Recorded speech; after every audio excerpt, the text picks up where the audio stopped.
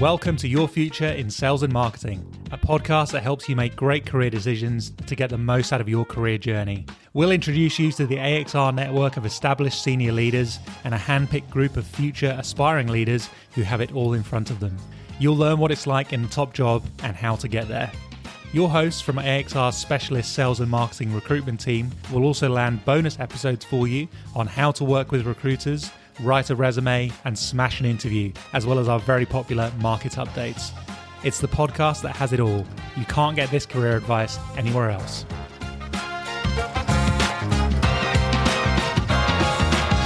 Welcome everyone to Your Future in Sales and Marketing, the AXR recruitment podcast that gives you what you need to make great career decisions. My name is Mike Dixon, and today we're adding another guest to our popular micro-series, Great Scottish Leaders. Welcome, Michael King, Sales Director of Haleon. How are you? Thanks, Mike. Yeah, really well, thank you. Thanks for having me. That's all right. I appreciate it. I had Elizabeth Miller on from Manassan earlier on this year, and I was thinking, well, she's my first Scottish person. Yeah. And there's you, and I think we're now must be up to 3 or 4 now. So we have to be very careful. 2 Scottish people in a room talking. It's got it could descend into chaos very quickly in terms of speeding up. We'll try and just speak in the Queen's or the King's English, whatever it is nowadays. Yeah. But very easily we could just go very Scottish on it. So that's good. It. Excellent. So as usual, we're going to start with our couple of icebreakers just to get to know you a bit better, and then we'll go into your career journey. Talk about your job. You know what you do as a sales director, how that works, and then finish off with a bit of advice for others listening. So the first question is a little different. I was just curious about this one because I was thinking, what would I do? If I was to give you an unlimited budget and a month off work, what would you do? So that I had a long think about this, I think, and I wouldn't need an unlimited budget. So I've got very, very conservative tastes, you know. I think the time off, getting a month off, it would be around travel. Over the last couple of years, I've done quite a few big walks. So the Torres del Paine National Park in Chile, done a lot in Tasmania as well, but I haven't done anything in New Zealand. So I think if I had a month where I could just do what I wanted, I would head to New Zealand and spend a bit of time walking around the New Zealand countryside and checking out New Zealand. Fantastic. They call it tramping over there. Tramping, yeah. Yeah. Called, bushwalking here, tramping in New Zealand, and hill walking in Scotland. So, yeah. All the same thing, getting out there. Oh, brilliant. That's fantastic. So we know you're from Scotland, but let's hear a bit more about early life, you know, where you grew up, that kind of stuff. Yeah. So town just outside Glasgow called Paisley. You know, I spent my early years there, but moved around quite a lot actually. So my dad actually worked overseas. So we travelled around Scotland quite a bit. My dad was away for work, but we had probably 4 or 5 different places where I went to primary school. So I was always kind of bounced around a little bit, different schools. And actually, I think that's one of the reasons why I find it quite easy to walk into a situation and talk to people. You know, as a young kid, you just had to go and do that stuff and kind of go on with it. So, you know, put a lot behind that. And then I also grew up in a pub, believe it or not. So my dad had this idea he wanted to buy a pub, and we ended up living above a pub for a few years. So that's probably a reason why I drink too much. But, but I was very young at the time, so maybe not. But yeah. That's brilliant. Where did you travel around? I was all within Scotland. So your dad travelled? My dad was working overseas, but as a result, then, you know, we moved quite a lot internally in Scotland. So we moved East Coast to West Coast. Yeah. Lived in Paisley for a bit, then moved out to the coast near like Ayrshire and Prestwick and those areas. And then moved back into Glasgow for a little while, then back to Paisley towards the end. So primary school, I think it was 5 different primary schools, but you know, 1 high school. So moved around a fair bit. Finished off above the pub? Finished off above the pub. Pub still going? No, actually it's not. It was a beautiful old building. Unfortunately, it was sold to a developer, and they turned it into units. So the pub is still there, but it's now units, you know. Yeah. It's quite sad when a pub disappears. But agreed. Used to be one in every corner in Scotland. Great. So getting into your career, so you graduated from the University of West of Scotland. Yep. Did you have goals and career paths and things you wanted to do, or was it kind of like, world take me? No, I finished my bachelor's degree. And then I realised at the end of my bachelor's degree that I really didn't want to get a job. So what can I do? And I ended up doing a master's degree to get just more. To delay it. Yeah, pretty much, to delay the decision. I got my master's degree, and then I started actually looking at grad programs and things like that. You know, really didn't know what I wanted to do. At that point in time, it was probably more about just getting a job, getting some experience, getting some runs on the board, having something to talk about that was more than just your local, you know, part-time jobs and things like that. Trying to pad out the CV. So I went for grad programs at Volkswagen and Heineken, and there was various different companies that I applied to over that time period, and was, to be honest, unsuccessful. I think they could tell there wasn't a lot of passion for the companies, to be honest. I was just looking for a job. And then actually when I was doing my master's degree, there was a girl on the master's degree worked for an organisation in Scotland called Scottish Enterprise. They help young businesses, start-up businesses, things like that.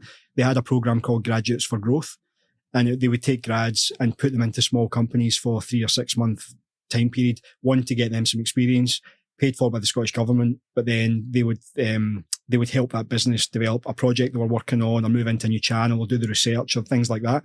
So that's actually where I got my first role, was through Scottish Enterprise, working for Grants Foods. And they then I converted to work for them full time for about 3.5 years after my original 3-month contract piece had ended. What a great program. Yeah, it was great. Really good. Yeah, really good. In hindsight, it was fantastic, Yeah. And actually, I look back at that period now. I was really fortunate that I worked for, in Scotland, a small company and a slightly larger company, but still 2 small companies. Had I went to Heineken or Volkswagen, I would have been pigeonholed in a certain area. You get experience in certain areas, but what I managed to do in the small companies was I get exposed to so many different parts of that company over a very short period of time, working in supply chain, working in the factory, making factories more efficient, then doing marketing. The next day I was going to see, the equivalent of Coles and Woolies, like, Waitrose or whoever, to do a sales call. Like, it was very, very diverse. And the people who owned the businesses were ex-tier 1 FMCG people. And I got to spend 8 hours a day talking to senior directors that were, a guy was ex-Nabisco, another guy was ex-Safeway, like getting to speak to them on a daily basis and being mentored by them really early in your career. So even although working for small companies, it probably wasn't the start I would have envisaged, it was the best thing that ever happened to me, because I get so much exposure at such a young age. It was great. Yeah, so it's not really a grad program. It's just the business, and you're helping the business. Basically, yeah. Every day, depending what was on that day, effectively. Yeah. I mean, I remember one day going into Grants, and they'd had an issue out with production efficiencies, i.e. basically inputs not equaling output in terms of the volume. And I basically got handed a set of white overalls, a pair of white welly boots, and said, can you go and figure this out? And I spent about 3 weeks out there trying to figure out where things were going wrong and why we were losing so much volume. And you managed to figure it out, but it was fantastic, just thinking on your feet and figuring out problems. Yeah, and good. Just being given the task to do. And just getting on with it. Expected to get on with it. And presumably, whilst there wasn't a lot of infrastructure around you, you said they were there to mentor you as well. Yeah, definitely. And actually, when I first came to Australia in 2007, my first role in Australia was with Reckitt, and that's one of the things that got me across the line in that process, because I didn't have the tier 1 FMCG background. But what the sales director at the time, when he employed me, said, what we could see is you're used to doing a lot with not a lot. So you're used to managing multiple brands across, multiple customers across small brands. We're looking for multiple brands across a small group of customers, similar but different. But then your background is that shoestring budgets, getting things done, getting out and making things happen, thinking on your feet, that sort of stuff. That was the kind of skill set they were looking for at Reckitt at the time. Yeah. We often talk to candidates about career management, the importance of joining the right organisation on the right journey, but almost as important as the people you're working with. Yeah. And sometimes you look at a business, you have a perception of the business, but then you actually look at the people. Yeah. And we often, when presenting a candidate on a shortlist, someone says, well, I didn't ask for somebody from this type of company. You're like, you don't know who they've worked alongside. Yeah. They're really well trained. Yeah. They understand what great looks like. They might have worked, in a different environment, but actually they really know it, because the people they've worked alongside have been helping them understand what good looks like, even in a different type of environment. Yeah, definitely. Very interesting. So we worked at Grants for 3 or so years. You then moved to Patterson-Aaron. Yeah. So I'm typically Scottish, and I've sold haggis at Grants and shortbread at Patterson-Aaron. It's just to work in golf or something. I know. Yeah. You're there. You've done it. Yeah. Or whiskey. That's maybe. Maybe that's the feature. But that was a smaller business. Became part of a larger business at the time. No. So that happened after I left. Right, So the gentleman that owned Patterson-Aaron, he was actually he was the country or regional manager for Nabisco South America. Okay. Scottish guy, moved back to Scotland after his sort of tier 1 career was done, and he bought Patterson-Aaron, and then they sold it, I think maybe 5 years ago, something like that, 5 or 6 years ago, but I was long gone by then. Yeah. So you were always part of that small business. Yeah. Then we'll come back to that move to Reckitt, but was Australia just something you wanted to do, or how did that happen? Yeah, so I've been talking about moving to Australia since I was 12. Really? Bizarrely, yeah. And actually, mum and dad, they bought me, I think when I graduated, they got me a flight to Australia. That was the graduation present when I graduated my master's. Came out here in 2006 on holiday, and then moved here in 2007, and I've never left. Yeah. Yeah. So, yeah. So Reckitt, let's explore that, because, Scotland to Sydney will be one bit of an adjustment in your life, but Paris and Grants to Reckitt, two opposite ends of the spectrum. But so you talked a little bit about what they saw in you, but what was it like when you got into a large tier one? Reckitt was actually a great place to start, I think. Fantastic. It was still is a fantastic business in terms of a commercial learning ground. It's amazing.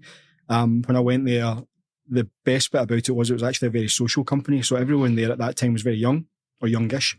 So there was a real culture around going out, doing things with people from work, beers on a Friday after work, that sort of culture. So coming from the UK, where I really didn't know anyone in Sydney, it was a great place to be to start with, to make friends and get to know the area and get out and about. And I felt really quickly sort of part of the furniture. Also because they had a really fast culture of progression as well. People moved quickly. People left the business quickly. People new starts were coming in all the time. So as a result of that, if you're only there for 6 or 12 months, you were kind of like a bit of an old hand. Really, like within, I think, 9 months of being there, I think I was the only account manager in Coles that was left standing. Everyone else had started after me.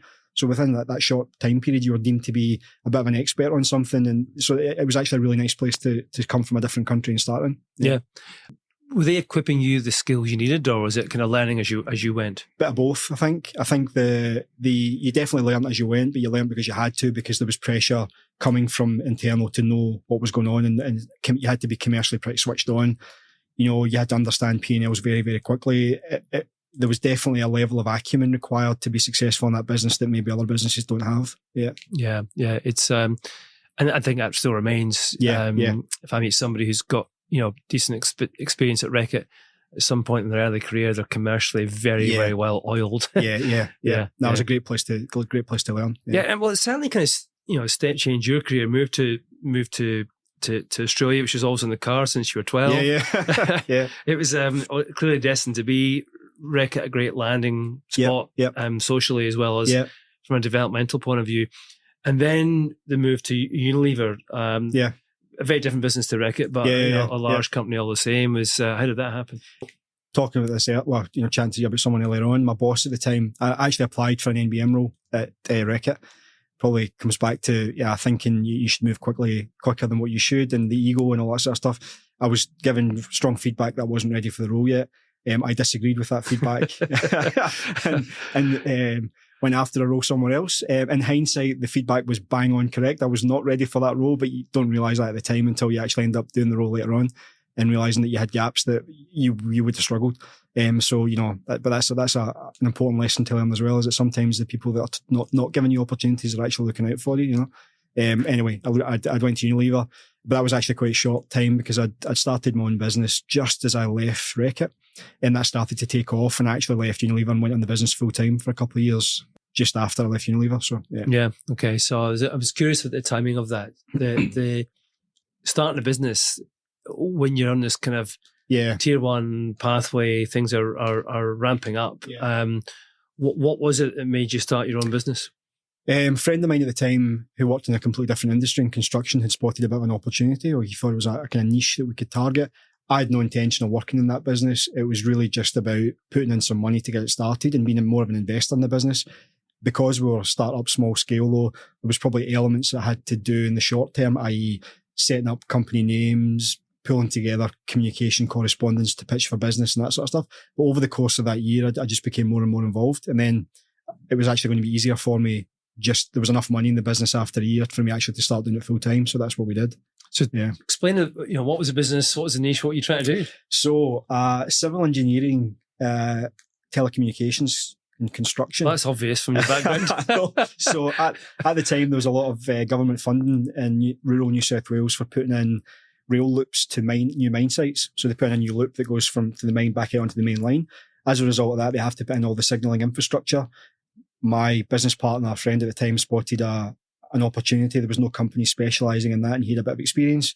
So we pitched for a little chunk of larger contracts, and we got them. So effectively, we were digging holes and putting in cabling, installing signalling sheds that the signal is linked up to the network and things, so they can control the train tracks and stuff from remotely. So we're installing that sort of stuff.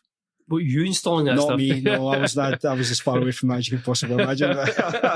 No, I was in the background talking to customers and finding business for us and things like that. Yeah. Who were the customers then? We worked for John Holland. Right. We worked for McMahon Civil. We subcontracted McMahon for a while. Okay. Yeah, so big civil engineering construction companies. Right. We were a small part of their contracts. Yeah, subcontract. And I'm curious, so opportunistic it sounds like for you. And did you think this was going to be the future? No, I didn't. When I started full time, I wouldn't have thought I'd go back into FMCG. I didn't think that was going to be forever, but I thought I would then kick on to do other more entrepreneurial things where finding businesses, and that was kind of where my head was at. I actually realised after 2.5 years that I loved the industry, and I actually really missed it. Working for a small business as well, I was very small, i.e. I was the only person in the office, most people were out on site. You miss the connection, you miss bouncing ideas off people, and I really fed off that, and I really struggled with that as well. So I was actually quite excited to get back into FMCG, and my business partner effectively bought me out of the business. So right. Yeah. So when you go back to corporate, having taken a step, and people do this, it's actually not that uncommon to take a step out and just pursue something opportunistic or a passion project, whatever. And there used to be a view that, once you're out, you'll never get back in. It's a nonsense. And I think if you're out for a long time, it's harder to get back in. But if you're out for 1, 2, 3 years, doing something, I think often can create another dimension to your effectiveness when you come back. Yeah, definitely. What did you learn and what were you able to bring back? I think probably in my career up until that point, I'd always regarded myself as to be fairly commercially astute. So it's a whole new level when you're remortgaging your house to pay wage bills and you're waiting for customers to pay you on time. And if they don't pay you, it's a real different place to be. And I think, really casting your eye much further down the P&L in terms of delivery and what's important. And you figure out pretty quickly, and you don't realise this in FMCG working for big companies, but how important cash flow is. So the big thing for me was really understanding more understanding around the nuances of the P&L and the importance of cash flow, but then also having to employ people across very different spectrums. So employing people in FMCG were all kind of the same-ish. But I had a vast array of different people from tradespeople, labourers, all the way through to professionals working for you, plus having to negotiate with senior people in really big companies like McMahon's and stuff like that. So I had to really adjust my style across multiple different groups of people to sort of get the best out of them. And you learn a lot about yourself, what you can and can't do in those environments. So I found that was a big learning for me. Did it give you confidence? Yeah, definitely. Yep. A lot of confidence in the way you interact with people. Also, a little bit of confidence the fact that you've kind of gone it alone and done okay. So it was always in the back of your mind, you're thinking, well, if everything went, in my career and didn't work out, I'll figure it out. I'll find something, So that kind of confidence as well. Yeah. Which may or may not be a good thing, because maybe you don't care as much about certain things you say, and I don't know. But, No, I think it's good, because it kind of the confidence I get, I think perspective. Yeah, definitely. Understanding from things from different points of view, other people's points of view. I think that more holistic business experience, I think it's fantastic. And you map that against working for a small business too. You start to see the world in a more rounded way. And did it fuel your ambition about what you believed you could do when you kind of came back? Because you came back to Reckitt. Came back to Reckitt. I actually was looking for a role, and I contacted Reckitt for a reference. And my boss at the time, he was the head of trade marketing category, a guy called Kim Gosper. You may he's retired now. And he said, come in for a chat. We may have a role. And I think I went in on the Thursday, and I started on the Monday. Yeah. I was back into Reckitt again, and it was great. It was a great place to, like a soft landing almost. Understood the culture, understood the business and the brand. So going back from being away for a few years into that environment was actually really, it was quite easy actually. Yeah. It wasn't quite as daunting. And the, what did you go back to do? Did you say you're now ready for that MBM role? No, or did you? I went back into a similar role to the one I left, actually, category development. Right. But it was on the air care at the time, and it was in a pretty bad shape. Right. So I kind of walked into a bit of a firestorm actually when I started, but within about, I think maybe 18 months or so, I moved into the NBM role. Right. So they finally said, finally gave me after all these years, you're ready. Yeah, exactly. Yeah, you're like, okay, I get you. Yeah. Cool. And the business, when you got back, I mean, a lot of business has changed. I watched Reckitt from afar evolve over the years. When you went back, had Reckitt changed much from when you left? Yeah, it definitely had. I think Reckitt had always been regarded, commercial learning ground had never really changed, but I think it had always been regarded as quite a tough place to work. You know, I remember, I think the record when I was there was someone started on a Monday morning and they didn't come back after lunch. But then on the other hand, people would start and they'd be there for 10 years. Yes. You love it and just thrive in that environment, or you just don't. And, so that I wouldn't say it changed. It was still a very similar environment, but the culture had definitely softened a little bit when I came back. It was definitely a little bit softer than it was when I left. I think that was probably more a product of changing times and changing leadership in the business. And I think that's probably still continued a bit to today. Yeah, more diverse business possibly than it was with my sense, but still at the heart has that commercial. Yeah, highly driven. Yeah, commercial kind of toughness, kind of just ruthless. Yeah. This in a good way from a focus on results. It's interesting because in after leaving Reckitt and going to Haleon GSK, people always think, oh, it must have been a really tough place to work. It must have been really hard. Very aggressive culture, things like that. And I keep tell people, they're aggressive externally, but internally it's not like that. Internally it's actually a very collaborative place to be, and it was a great place to work. Yeah. Could you have been one of those people, Michael, that stayed there for a long, long time? Yeah, I think so.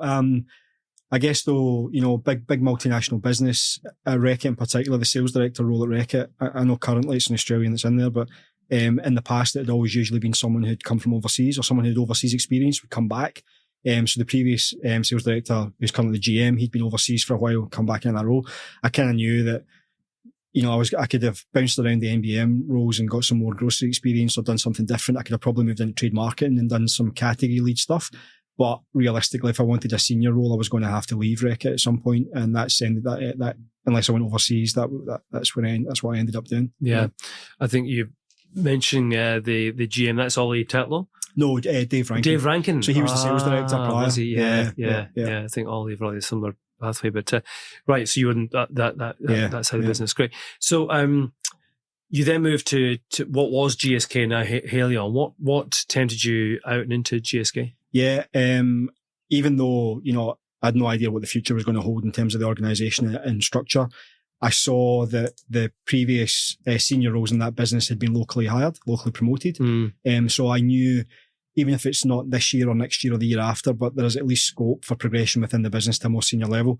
And I'd known the sales director for a while anyway through the industry, been chatting to him. A role had come up, he'd spoken to me about it. I actually said I wasn't interested. And then I fast forwarded probably 3 or 4 months and something else had come up, and I actually called him and said, actually, if it's still on the cards, I'd be interested in having a chat to you. And it kind of went from there. Yeah. Great. And that was running pharmacy? That was running, initially it was actually the grocery role that I'd spoken to them initially, but then that was filled, and then the pharmacy one came up not long after, so I went for the pharmacy role. And pharmacy, would be that the biggest channel? Yeah, 60 odd percent. 60%, great. So that was late 2020, so I think we're probably into COVID time. No, that was in. I joined GSK in late 17. Oh, did you? Oh, my mistake. Sorry. Yeah, no, sales director. Sales director role you got then in late 2020. Yeah, I joined in about the August of 17, and then in Q1 the following year, the sales director resigned and took up a GM role in Australia, another business. And at that time, they made a call not to reappoint a sales director, but instead to elevate the 2 channel roles onto the leadership team. So the head of pharmacy, head of grocery were elevated up a grade, and I sat on the leadership team with the marketing directors and that sort of stuff. Perfect. Got you. Okay, makes that makes sense. The pathway to sales director, however, because that then changed. And so went through the Pfizer acquisition. They kept the structure as 2 heads of.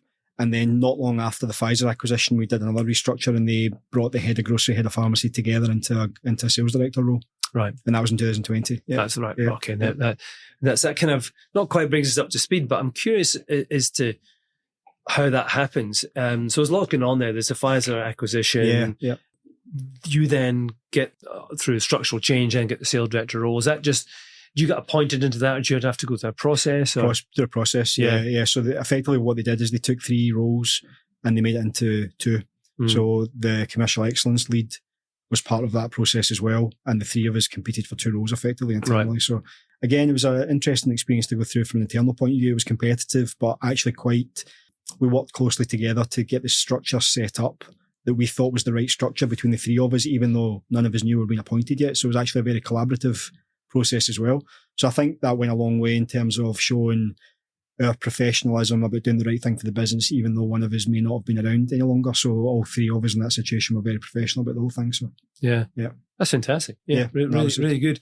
And when you kind of stepped into that role, Michael, were you thinking, right, this is I feel at home, I feel comfortable, or does it take a while to grow into a role like that? Definitely takes a while to grow into it. I think I'd had a fairly good trajectory with GSK prior in terms of being on the leadership team. So kind of the working rhythms of the business I knew, and so that was good. I think though, what I found is that working for a long time in pharmacy and being a little bit of a subject matter expert from a customer point of view, that was no longer necessarily the case because I hadn't been involved in Coles and Woolies for quite some time. So I had to kind of get my head around that again.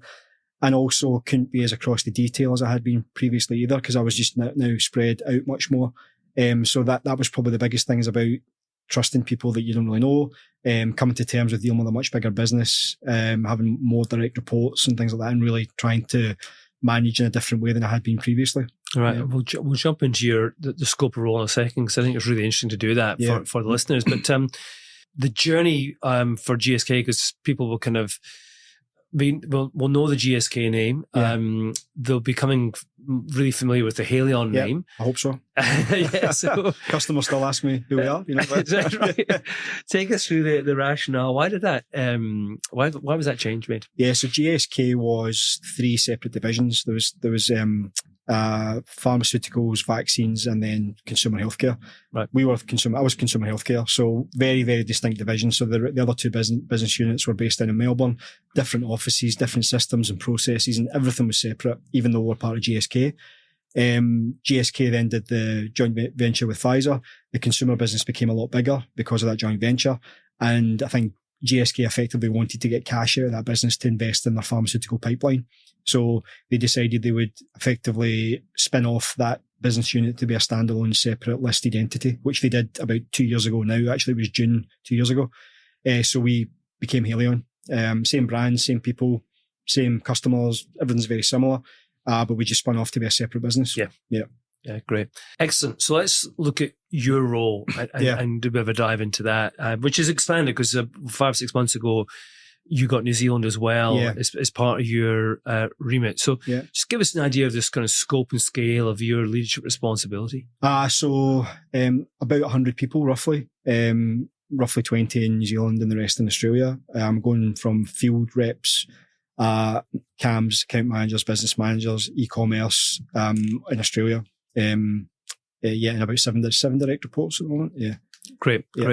And commercially, multi-channel, I assume? Yeah, all channels that we sell into in Australia and New Zealand, full P&L responsibility. Yeah. Great. Okay.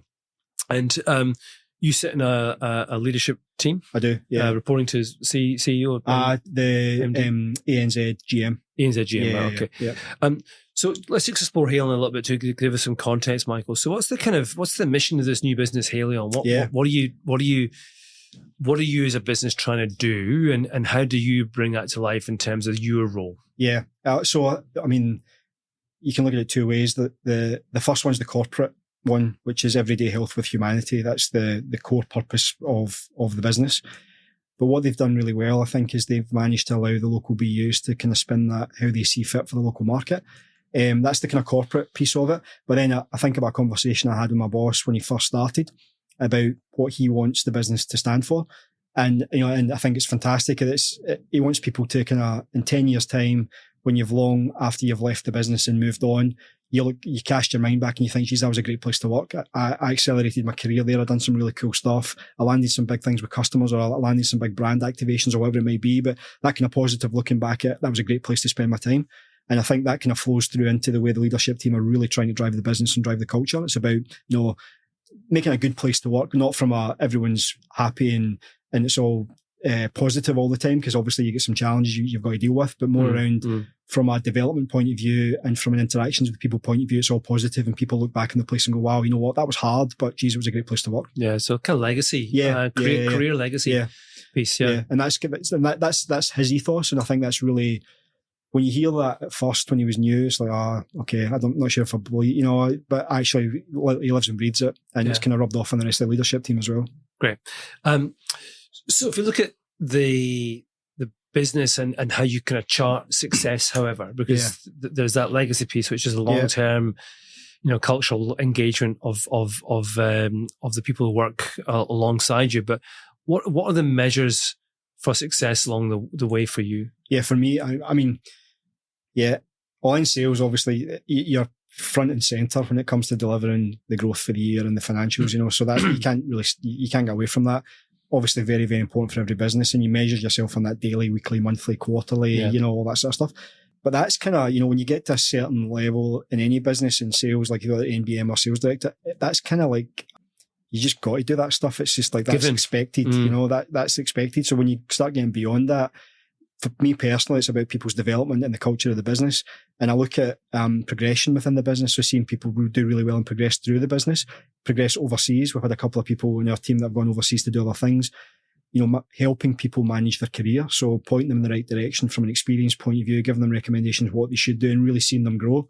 And then the impact that has on the wider culture of the business. I think probably if I go back to 5 years ago, I wasn't in that space, but I think now definitely am. I'm looking more about the impact you have on people in and out of work, not just delivering the sales numbers all the time. Yeah, great. And it's quite a common thing we talk to in this pod, actually. I think the really good leaders out there get to people so quickly when you talk about the things that are important to them. Actually that's what occupies their mind, their energy, and where they believe the success is as well. As that connection piece to purpose and legacy you can come back to as well. I mean, people, that the sort of the day-to-day stuff people pick up really quickly. If you get put into a new role and you've got some commercial acumen, you'll get your head around it eventually. So, but trusting people and putting them in those roles and giving them the experience is more important, than it's not about teaching them the skill. It's more around seeing them develop and grow, And as a sales director at Haleon, what does that leadership team look like? And what do you focus on as a group? I mean, there's actually two elements to the leadership team. We've got a wider leadership team, which encompasses every department, not only ones that report locally, but others that would report into regional head, but they sit in the local market. But the actual core of it's what we call the commercial leadership team, which is marketing, finance, comex, sales, GM, and supply chain. We would meet up very, very frequently. And that's talking, the subject matter of our discussions are from the day-to-day delivery of what has to be done, but also from a strategic point of view, what are we going after over the next 3 years? Where do we want to move our resources to make that happen? We'll do quite frequent reviews of that in terms of where we can actually invest to get more growth. We talk about people a lot. So, we have frequent engagement survey results that we would talk about, feedback from that, how we can change the way we do things, looking at our business priorities, how we're going to deliver our strategy and tracking our progress against those priorities. So the cadence of that would be sort of weekly meetings almost to talk about day-to-day issues that we're having, just to keep on top of things so we know what's going on in the business. And that would involve team members coming and presenting brand updates or customer updates, talking about issues we're having, how we're going to change things, and making quick decisions so that there is actually quick decisions being made and people aren't holding off for a monthly cadence to get sign off on things. But then monthly and quarterly on much bigger picture stuff like culture, like delivery against strategic objectives and that sort of stuff. Yeah. Right. And also regional things that are happening as well, and how we manage that. Yeah. And do you connect through in your role to region and global as well? Because or are you very much Australia and New Zealand? Very much from a day-to-day point of view, very much Australia and New Zealand. But then we have monthly catch-ups with region where we talk them through issues, things, concerns, positives. We go through the P&L where we're sitting for the balance to go, very much keeping them in the loop as to what's going on in their business, so there's no surprises, effectively. And then outside of that, there would be sporadic contact with some people in region. Comex in region is probably the main point of contact. Commercial excellence. Yeah. They're very involved, Yeah. And so as a sales director, Michael, in a business like Haleon, is the pathway for someone like you in your role? Is it regional? Is it global? Is it within Australia? Yeah. Where does your kind of career take you? Yeah, I mean, it's interesting because sales is one of the ones where it's actually quite difficult to move into a senior sales role in a non-English speaking market because the expectation is that you spend a lot of time with customers. So for me, for instance, within a region, being a sales director of Japan is probably not an option, to be honest. But being sales director UK or a senior sales role in the US is an option. But it's about whether you're willing to travel. To be in some of the regional markets within Southeast Asia, it would be commercial excellence because that's a role that you could probably do in a market without being necessarily speaking the local language. But again, it involves moving overseas. So that's kind of the option at the moment, is looking at either a commercial excellence role in another market or a more junior general management role where there's 14 BU or business unit general managers within Haleon, but below that, there's actually several other GM roles that would be Southeast Asia would be a business unit, but below that, there's Malaysia, there's Thailand, there's other countries that have a kind of more junior GM role. So looking at those roles with a view then to move into a BU general manager role at some point after that. Yeah, so it's quite joined up as business. In terms of how people's careers can develop. Yeah, quite structured. Yeah. Great. And talking of development, it's kind of interesting because I think a lot of people look at someone like you and your role and just assume, well, you're kind of there, you're effective, you're doing a great job, you're there because you're successful. Yeah. What they probably don't think about is that there's still a development agenda. There's still things you're working on, and you're trying to constantly bank new experiences and getting better. How, from your own personal point of view, how does that work? Do you drive your own learning and development? Do you still get access to things? Definitely, yeah. It's been really good actually. There was I get put in a leadership development course that finished about 6 months ago. It was a 12-month program. A lot of time was spent locally with professionals effectively doing coaching. There was a lot of cross-country connection with other people in other markets. I've got a mentor now who's the GM of Japan. I spend a lot of time with her as well. So they really, really are trying to focus on learnings across multiple markets and really taking the senior leaders or the people they think have got potential to go to the next level and really focusing on their career. They've been fantastic over the last 18 months. On top of that as well, I think most of my learning and development now comes from conversations with people that work in other businesses about finding out what they're doing and what's going on, about more wide market view as to what's actually happening. It's not about sitting on a training course and doing something like that. It's more around just going out and picking things up yourself and having curiosity. Yeah. It doesn't stop. Basically, it doesn't stop. I think obviously things are changing a lot as well.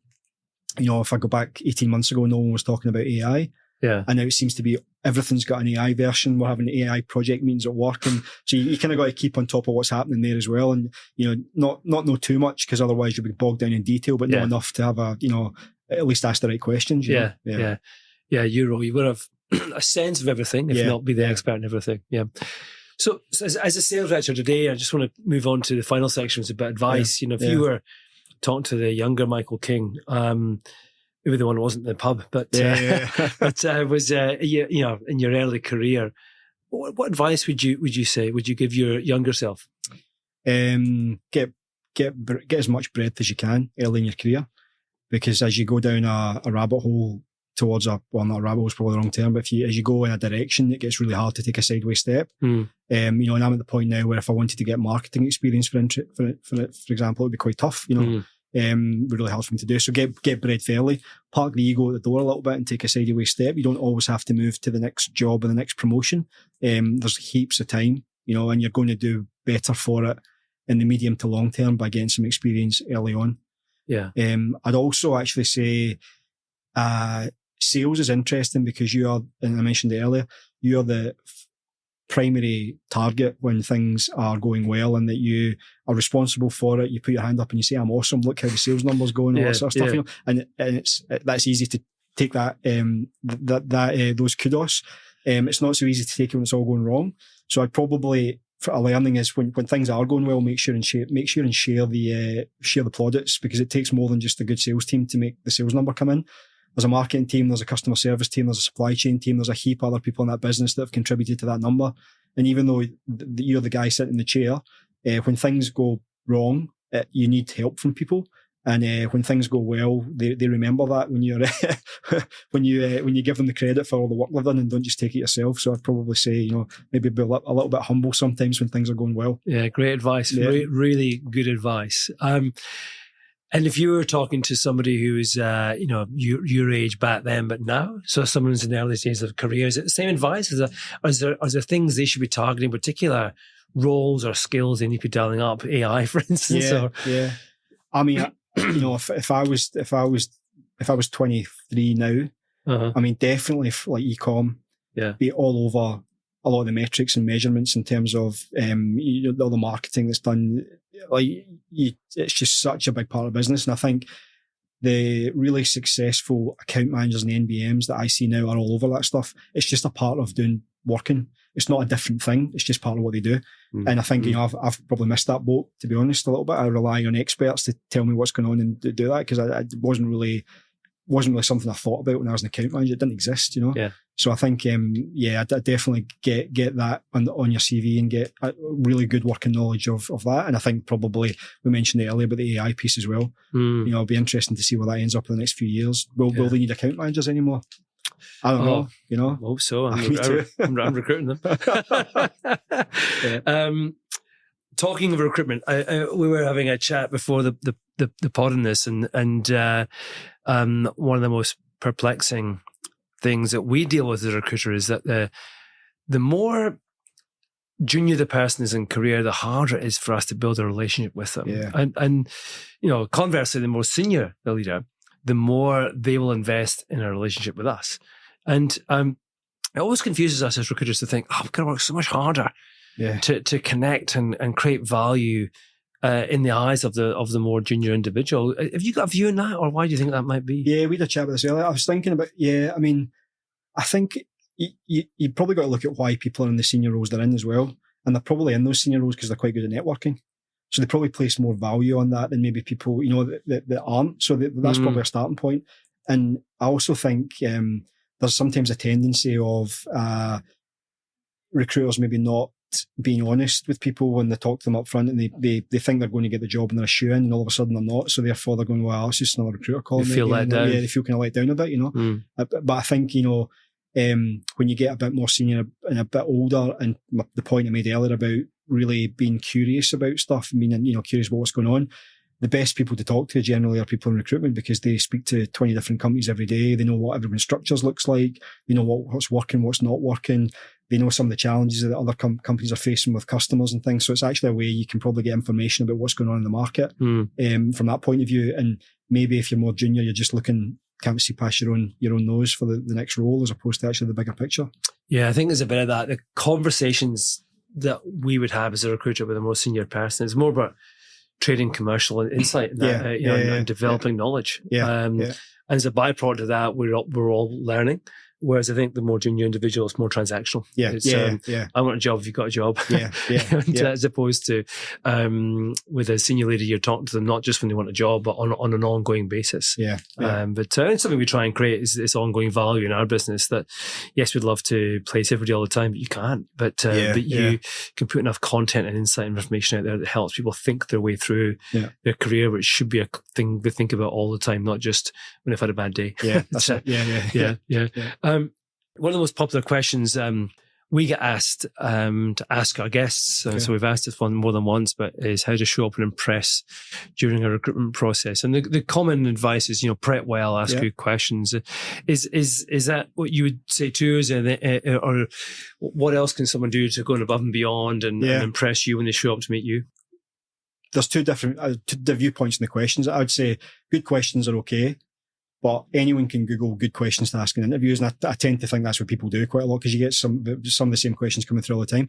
What differentiates the great candidates from that is they ask questions in the context of what's already been said in the interview. So they really show how curious they are about the things you've said, and they drill in deeper into what you've been talking about. It's not just a preset, the interview's finished, hang on, where's my list of questions? And that's probably the one thing. And the second thing is, and this happened quite a bit during COVID when I was interviewing, because people were interviewing remotely, I tended to find that they were prepping for interviews, but it felt like they were reading a management textbook to me sometimes. So they had on their screen somewhere in the background, and they were like, quoting, and I'm just like, be yourself, So the best people I think that I interview anyway are people who converse in a way that is more conversational. They don't use big words. They don't, it's not like they're talking to a board or something. They're just having a conversation with you about what they've done, what they think they would do. And it's more using everyday language and things. That's that kind of real, I guess, personable and authentic kind of authenticity coming through is more important. Yeah. Yeah. What you don't want is someone convincing you that they're great for your business. Yeah. But they're not. They just want the job, and they come in and 6 months in, they don't fit the culture. They're not happy. It causes, all these, an expense to get them in, but also causes problems in the team. You better just being yourself, and if it doesn't work out, that's not a bad thing. Good advice, guys. Listen and repeat that one, and you'll do very well, and not just when you're interviewing with Michael King at Haleon, but with other leaders as well. I think that's really, really good. So, final question: if we jump forward 10 years, what does life and career have in store for you? So, we'll take you away from the fact that you're in a role right now, doing very well, and all very happy. But put a bit of time down the line, 10 years time. What might you be doing? Yeah, I don't know. I'll be honest. I think I would like to do more of a general management type role. So there's a friend of mine who works in the industry. We had a conversation probably 18 months, 2 years ago, and we're talking about sales directors. And you don't see many sales directors past the age of, I think we said 55, but probably a little bit older than that. But you really don't see, they've either moved into general management, or they run a coffee shop, or they do something different. They've left the industry and they're doing their own thing, So I think there's a finite length of time you're going to work in sales, because it is high pressure. You're constantly on.